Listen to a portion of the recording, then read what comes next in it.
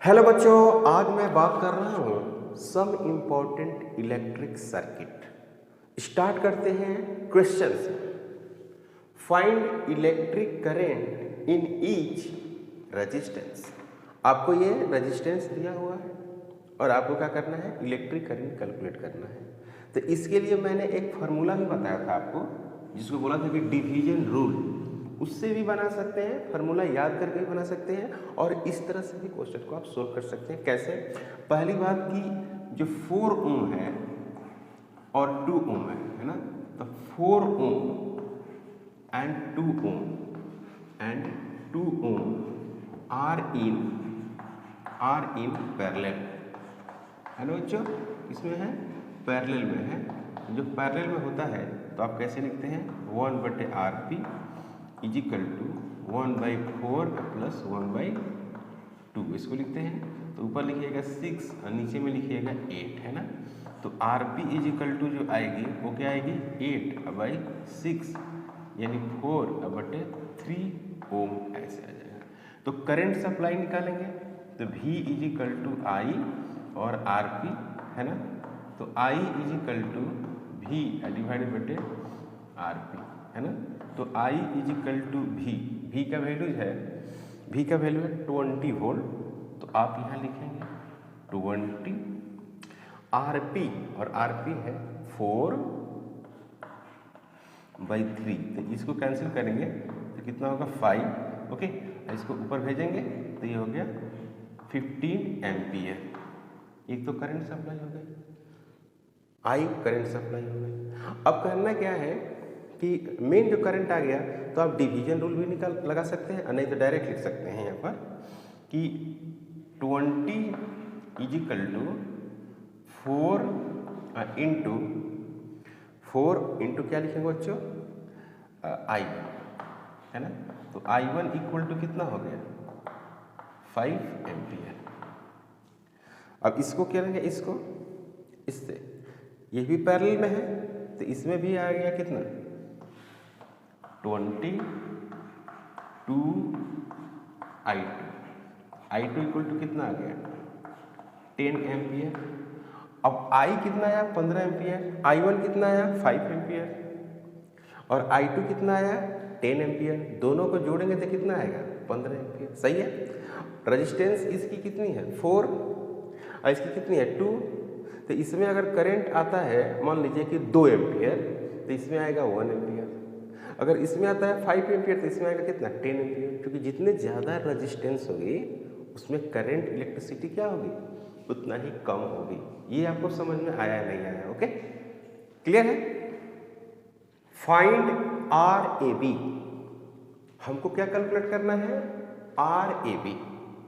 तो देखो भाई, इसमें क्या कैसे सोल्यूशन करेंगे, ये दोनों किसमें है, पैरेलल में, और ये दोनों किसमें है, सीरीज में, और इसके साथ किसमें है, पैरेलल में। क्लियर है। तो मैं इसका लिए रेजिस्टेंस बनाता हूं। ये हो गया R, और इसका क्या हो गया, पैरेलल में तो R/2। फिर ये क्या हो गया, R, और ये देखिए इसको करेंगे तो क्या आएगा, ये दोनों किसमें है, सीरीज में। ये 2R हो गया और इसके साथ R पैरेलल में। तो कैसे लिखेंगे, 2R इंटू R डिवाइडेड बटे 3R, है कि नहीं। तो यहाँ पर लिखेंगे 2/3 इंटू कितना लिखेंगे, R लिखेंगे। Okay,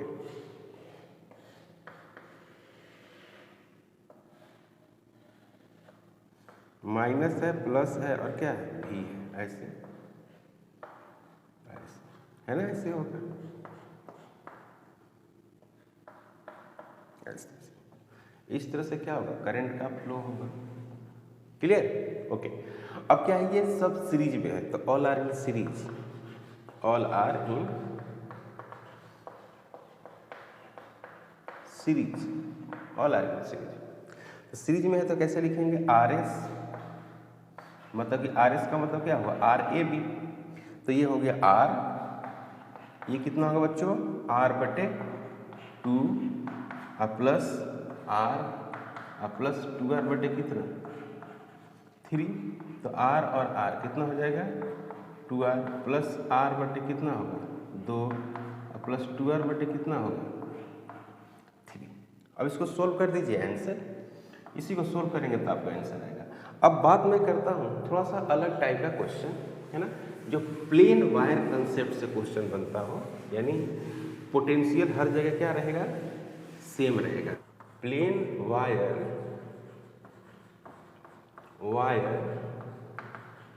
concept, okay. जैसे मान लीजिए प्लेन वायर होगा ना, ये प्लेन वायर है, तो यहाँ की पोटेंशियल, यहाँ की पोटेंशियल, यहाँ की पोटेंशियल, हर जगह पोटेंशियल क्या है सेम, देख रहे हैं हर जगह पोटेंशियल सेम। तो इसमें पोटेंशियल डिफरेंस है वो क्या है 0 है, तो इसमें क्या हो गया करंट भी क्या हो गई 0 हो गई, करंट 0 हो गई, यानी रेजिस्टेंस क्या हो गई बच्चों इन्फिनिटी हो गए। समझ में आ रहा है। अब मान लीजिए कि यहाँ पर एक कॉइल है ना, यहाँ पर एक बल्ब हम लगा देते हैं, यहाँ पर एक बल्ब लगा हुआ है और ये ग्लो कर रहा है, ये ग्लो करता है, इसका मतलब कि करंट इसमें जाती होगी ऐसे। तो इसके 2 टर्मिनल होंगे, ध्यान दीजिएगा, इसके 2 टर्मिनल हो सकती है, सेल लगा हुआ है तभी ग्लो कर रहा है, तो यहाँ पर क्या है पॉजिटिव पोटेंशियल, ध्यान दीजिएगा। तो यहाँ भी क्या होगा पॉजिटिव पोटेंशियल होगा, ये ध्यान रखिएगा। यहाँ पर माइनस पोटेंशियल है, तो यहाँ भी क्या है माइनस पोटेंशियल है, तो ये एक पोटेंशियल डिफरेंस है। तो इसके जब डिवाइस लग जाएगी ना तो पोटेंशियल इक्वल नहीं रहेगी। मैंने कहने का मतलब ये हुआ कि यहाँ पर एक रेजिस्टेंस लग गया ना इसे, तो यहाँ पर अगर पोटेंशियल A है तो यहाँ पर पोटेंशियल क्या हो जाएगी B हो जाएगी। अगर मैं इसको सेल से जोड़ता हूँ ऐसे, तो आप ये लिखेंगे कि यहाँ पर अगर पोटेंशियल B है तो यहाँ भी पोटेंशियल क्या होगा B होगा, ओवरऑल यहाँ भी पोटेंशियल क्या होगा B होगा, और यहाँ पर पोटेंशियल A है तो यहाँ भी A होगा, यहाँ भी A होगा। यहाँ से यहाँ तक तो प्लेन वायर ही है, तो हर जगह पोटेंशियल क्या हो गई सेम हो गई। यहाँ पे पोटेंशियल क्या होनी चाहिए हर जगह सेम होनी चाहिए, अगर B है तो B है तो B है, यहाँ B है। बीच में अगर डिवाइस लग जाती है तो पूरे लाइन में पोटेंशियल सेम नहीं रहेगी, ये कहना चाहता हूँ, है ना। तो इसको प्लेन वायर कंसेप्ट कहते हैं और इस पे हम लोग बहुत अच्छा क्वेश्चन को सॉल्व करेंगे। तो किस तरह का क्वेश्चन आएंगे इसको देखते हैं। ये क्वेश्चन है A है और ये B है, और यहाँ से एक ऐसा प्लेन वायर को कनेक्ट कर दिया, फिर यहाँ से ऐसे प्लेन को वायर को कनेक्ट कर दिया। तो मुझे कैलकुलेट करना है RAB का वैल्यू कैलकुलेट करनी है। तो काफ़ी आसानी से इस प्रॉब्लम को सॉल्व किया जा सकता है, बशर्ते आपके पास प्लेन वायर का अगर कंसेप्ट मालूम हो तब, प्लेन वायर का कंसेप्ट मालूम हो। तो यहाँ से आप ऐसे लाइन को स्टार्ट करेंगे इस तरह से और ऐसे, और यहाँ पर इस तरह से यहाँ पर आ जाएगा, ओके। यहाँ पर क्या हो गया B हो गया, और यहाँ पर क्या हो गया A हो गया, क्लियर। तो जब यहाँ पर A है तो यहाँ भी क्या होना चाहिए A होना चाहिए, और यहाँ भी क्या होना चाहिए A होना चाहिए, क्लियर। प्लेन वायर का कंसेप्ट, तो यहाँ भी क्या होगा A होगा। यहाँ अगर B होगा तो यहाँ भी क्या होगा B होगा, यहाँ भी क्या होगा B होगा, और यहाँ भी क्या होगा B होगा, ठीक है ना। तो ये जुड़ा हुआ किससे A से और B से, ये किससे जुड़ा हुआ है रेजिस्टेंस A और B से, और ये रेजिस्टेंस किससे जुड़ा हुआ है A और B से। तो कहने का मतलब है कि इस रेजिस्टेंस का 2 टर्मिनल है, एक A है एक B है। इस रेजिस्टेंस का 2 टर्मिनल A है और B है, इस रेजिस्टेंस का 2 टर्मिनल A है और B है। तो इसी डायग्राम को हम एक ऐसे भी लिख सकते हैं, देखिए ये हो गया A, ये भी क्या हो गया A। अब यहाँ से एक रेजिस्टेंस जुड़ा हुआ है, आज जो सीधे किससे कनेक्ट है B से, है ना भाई, B से कनेक्ट है, तो यहाँ B है, तो यहाँ भी क्या है B है। अब जरा देखिए ये हो गया आपको, ये हो गया, ये R और ये भी कितना है R, ये R है ना, ये कितना है R, ये R हो गया, ये R हो गया, ये R हो गया, ये R हो गया, क्लियर है। ये R, ये R और ये R, अब ये पैरेलल में हो गया नहीं तीनों, तो क्या हो गया R जो AB है, RAB आर डिवाइडेड बटे क्या हो गया, ये हो गया ना, पैरेलल में तो ऐसे ही जुड़ता है ना, r/3। क्लियर। अब एक क्वेश्चन और इसी टाइप का कर, ये क्वेश्चन है इसमें फाइंड आउट करना है, फाइंड RAB, ए और बी के बीच इलेक्ट्रिकल रेजिस्टेंस कैलकुलेट करनी है। तो आप देख रहे हैं इसमें कि प्लेन वायर का कंसेप्ट लगा हुआ है, प्लेन वायर, ये है ए और ये क्या है बी। क्लियर। अब यहाँ पर देखिए इसी में सोल्यूशन करते हैं इसको, ये ए है तो ये भी क्या होगा, ए होगा, ये भी क्या होगा, ए होगा, ये होगा, कोई डाउट नहीं। यहाँ पर बी है तो ये भी बी, ये भी हो गया बी। यहाँ पर मान लेते हैं, यहाँ पर मान लेते हैं सी, तो यहाँ भी क्या होगा, सी होगा, प्लेन वायर है। और यहाँ पर अगर हम डी मानते हैं तो यहाँ भी डी मानना पड़ेगा, इसको ओ मान लेते हैं। क्लियर है। अब इसी को थोड़ा सा स्टैंडर्ड तरीके से सोल्व करते हैं, देखिए बताते हैं। इसको एक जगह मिला देते हैं, इसको एक जगह मिलाते हैं, तो एक जगह मिलाएंगे तो ऐसे बन जाएगा, ऐसे।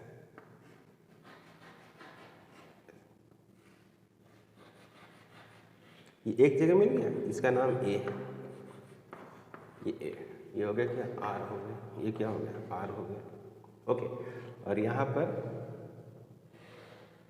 ये हो गया सी पॉइंट हो गया, सी, तो सी पॉइंट है। यहाँ पर क्या है, ये और ये सी पॉइंट है। और ये कहाँ मिला है, जो मिला है उसका नाम है डी। इसको मैंने मिलाया, इसको और इसको डी पॉइंट पर मिला दिया, इसी, ये आर और ये आर। ओके। अब फिर इससे ओ के पास जाते हैं, देखिए ओ के पास है ना,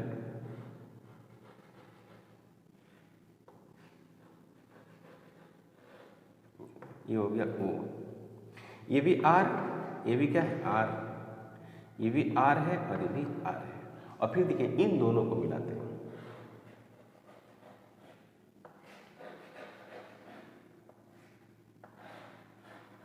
ये हो गया बी, तो ये भी क्या हो गया बी, और ये डी। अब देखिए अब काफ़ी आसान हो गया। अगर इसी को हम सोल्व करें तो जरा समझिए कैसे लिखते हैं। अब छोटा हो गया ये दोनों मिलके कितने हो जाएंगे, r/2, समझ में आया, r/2 हो गया। तो यहाँ पर ए पार्ट है और ये कितना हो जाएगा, r/2 होगा, r/2। और यहाँ पर क्या हो गया, ये r और ये r, इसको छोड़ देते हैं, पर इन दोनों को जोड़ते हैं, तो ये r/2 और ये हो गया r/2। तो इसको लिखेंगे और ये r, यहाँ पर क्या हो जाएगा, ये r/2 होगा, ये हो जाएगा r/2 और ये हो गया r/2, है ना। और इसको आप इस तरह से मिला दीजिए, है ना। और फिर एक यहाँ से लिख दीजिए, तो ई हो गया r/2 और ये क्या हो गया b, ये कौन हो गया d, ये हो गया o, ये हो गया c। तो ये है r और ये है r/2 और ये है r/2 और ये है r। ये समझ में आया नहीं आपको। तो बीच में जो r/2 है और r/2 है उसको फिर जोड़िए, जो बीच में r/2 है, जैसे ये r/2 है, ये वाला ये r/2 है और ये r/2 है, इसको जोड़ेंगे तो कितना हो जाएगा, r/2 प्लस r/2 सीरीज में है तो r हो जाएगा। यानी फिर एक लाइन अगर आप लिखते हैं तो ऐसे लिखेंगे, ये a हो गया और फिर ये बन गया आपको, ये हो गया इस तरह से, और इसको मिला दीजिए और फिर यहाँ पर बन गया, ये कौन है b है, ये कौन है c है और ये कौन है, सॉरी ये d है और e है आपको c, ये है a। तो यहाँ पर क्या हो गया r, ये हो गया क्या r, ये कौन हो गया r और ये हो गया आपको r/2 और ये हो गया आपको r/2। अब इसको ये r पैरेलल में है तो फिर एक लाइन लिखेंगे, 3 हो गया, ये हो गया r/2, ये हो गया r/2, ये हो गया r/3 ये हो गया ए और ये हो गया क्या बी। अब ये r/2 और ये r/2 जुटेगा तो कितना हो जाएगा r हो जाएगा। ओके, इस सीरीज में जोड़ते हैं तो RAB is equal to r/2 plus r/2 plus r/3 plus r/2। तो r/2 और r/2 r हो जाएगा प्लस r बटे कितना हो जाएगा 3 हो जाएगा। तो ये हो जाएगा 4r डिवाइडेड बटे 3, यहाँ पर क्या हो गया RAB। ये समझ में आया नहीं आया? RAB इज इक्वल टू क्या हो गया 4r/3। तो ये क्वेश्चन बन गया। Okay, Kirchhoff law. Kirchhoff law में जो पहला लॉ है इसको बोलते हैं फर्स्ट लॉ या करंट लॉ या नोड लॉ, और भी इसका नाम है जंक्शन लॉ, या इसको बोलते हैं KCL, Kirchhoff current law. Clear है?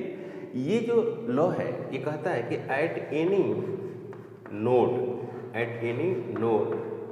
The sum of total electric current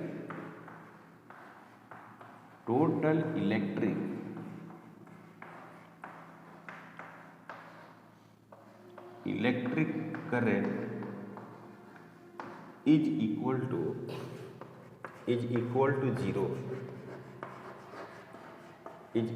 to 0 at node the sum of total electric current is equal to 0। यानी I जो नेट होगा वो क्या होगा 0। That is sum of total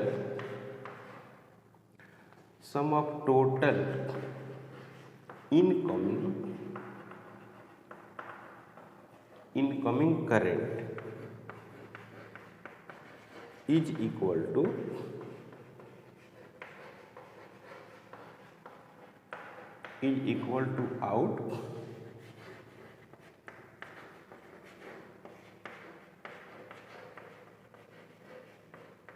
outgoing current.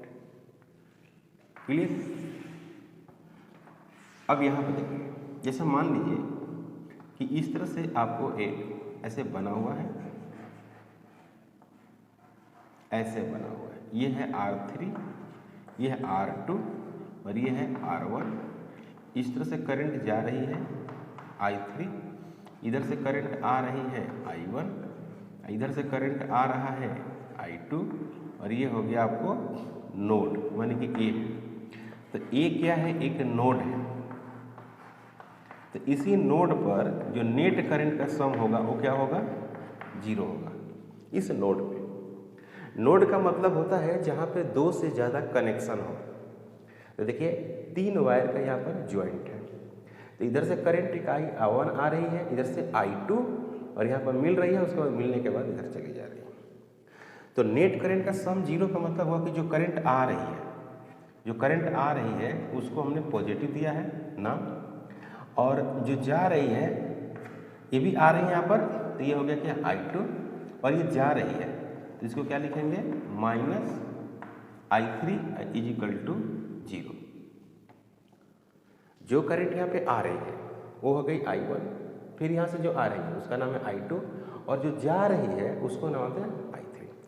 किसी भी point पे जो भी अमाउंट आती है उसको पॉजिटिव बोलते हैं। अगर किसी बॉडी पर हीट दे रहे हैं तो पॉजिटिव होती है, और जब वहाँ से हीट निकलती है तो उसको हम निगेटिव बोलते हैं। इसको क्या लिखेंगे, इसको लिखेंगे I1 प्लस I2 और minus I3 equal to 0।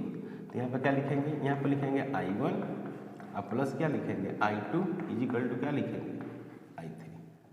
I1 plus I2 और प्लस क्या I3। अब इसी को अगर हम देखें तो क्या मिला आपको, जितने भी करंट आ रहे हैं वो सभी करंट जा रहे हैं उसके बराबर है। Incoming current is equal to क्या हो गया आउटगोइंग करंट। अब इसी को क्या करते हैं कि सेम अमाउंट में ये करंट आएगी, जितना समय में यहाँ पर आएगी उतना समय में क्या कर जाएगी चली जाएगी। यहाँ पर नेट चार्ज 0 रहेगा, मतलब यहाँ पर कोई करंट रुकता नहीं है, वो चलता चला जाता है।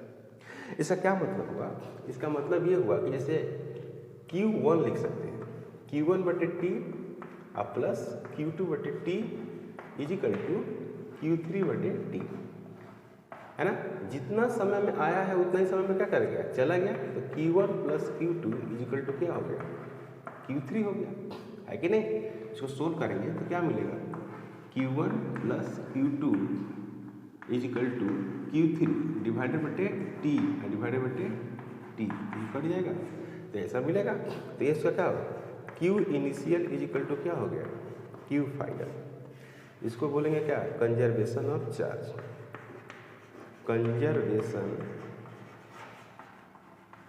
कंजर्वेशन ऑफ चार्ज, यानी चार्ज क्या हो गया, कंजर्व हो गया। इसका मतलब ये हुआ कि जो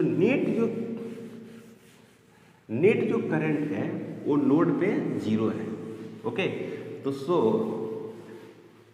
किरचॉफ करंट लॉ, ये so first law is based on the conservation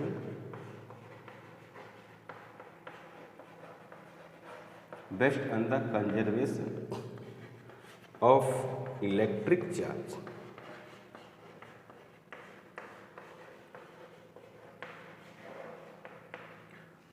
First law is based on the conservation of electric charge, electric charge पे बेस्ट है फर्स्ट लॉ। सेकेंड लॉ क्या है, इसी को हम लोग बोलते हैं वोल्टेज लॉ। सेकेंड लॉ को हम बोलते हैं वोल्टेज लॉ, या इसी का नाम है KVL, Kirchhoff voltage law. Sum of total electric potential, जैसे कि IR + V, रेजिस्टेंस में IR, सेल का पोटेंशियल V, और कैपेसिटेंस है Q = CV, तो V = Q/C। Sum of total electric potential for any loop या closed circuit is equal to क्या होगी, 0, इज इक्वल टू 0। मतलब कि सम ऑफ टोटल इलेक्ट्रिक जो पोटेंशियल होगी वो क्या होगी, 0। Second law based on the